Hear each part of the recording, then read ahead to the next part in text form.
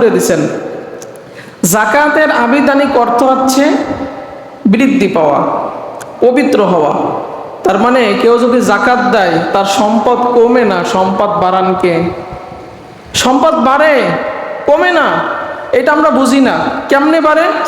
আপনি জাকাত দিলেন আল্লাহর রাস্তায়, সদকা দিলেন, এর বিনিময় আল্লাহ তাআলা আপনার অসংখ্য বিপদ থেকে, ক্ষতি থেকে আল্লাহ আপনাকে বাঁচাই দিবেন।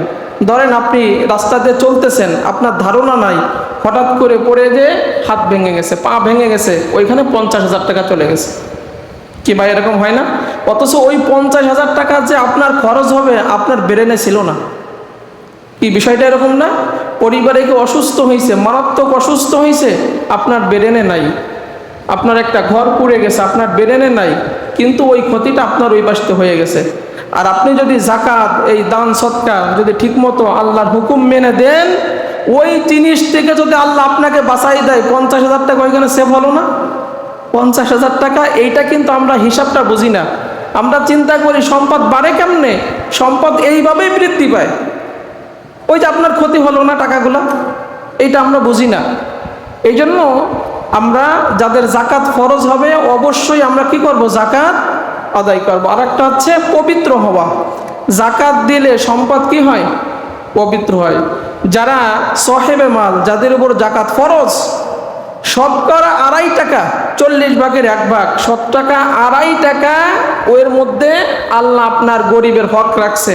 আপনি যদি ওই 2.5 টাকা শতকরা বের না করে দেন, আপনার টোটাল সম্পদ অপবিত্র হবে, আপনি ভোগ করতে পারবেন না, ওইটা নাজায়েজ হয়ে যায়।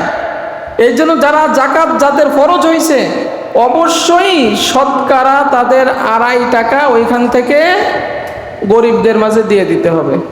যদি না দেন, ওই 2.5 টাকার জন্য বাকি 97 টাকা, 97 টাকা, 97.5 টাকা আপনার কি হবে? চিন্তা করছেন কখনো?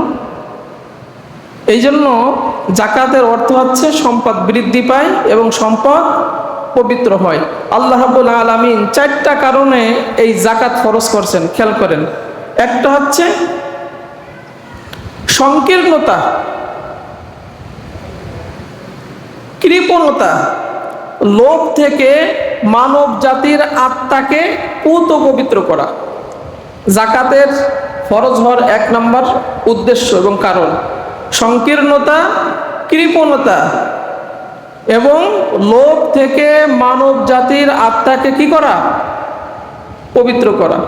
2 নম্বর দারিদ্রদের প্রতি সহমর্মিতা, অভাবীদের অভাব পূরণ, বঞ্চিতদের প্রতি সহানুভূতি প্রকাশ করার জন্যই আল্লাহ রাব্বুল আলামিন এই জাকাত ফরজ করছেন। 3 নম্বর সাধারণ জনগণের মাঝে মানবিক মর্যাদা প্রতিষ্ঠা করা। সাধারণ জনগণের মাঝে মানবিক মর্যাদা প্রতিষ্ঠা করার জন্য আল্লাহ রাব্বুল আলামিন এই জাকাত কি করছেন? ফরজ করছেন। 4 নম্বর কারণ হচ্ছে ধনীদের কাছে সম্পদের পাহাড় যাতে না হতে পারে। কেউ খাবে কেউ খাবে না, বিষয়টা এরকম না, তা হবে না। ধনীদের হাতে সম্পদের পাহাড় রোধ করার জন্য আল্লাহ রাব্বুল আলামিন এই জাকাত কি করছেন? ফরজ করে দিয়েছেন। এই 4টা কারণে আল্লাহ রাব্বুল আলামিন জাকাত ফরজ করছেন। এরপরে কি কি বস্তুর আমরা জাকাত আমরা দিব এবং কাদের উপরে এই জাকাত ফরজ হয়? জাকাত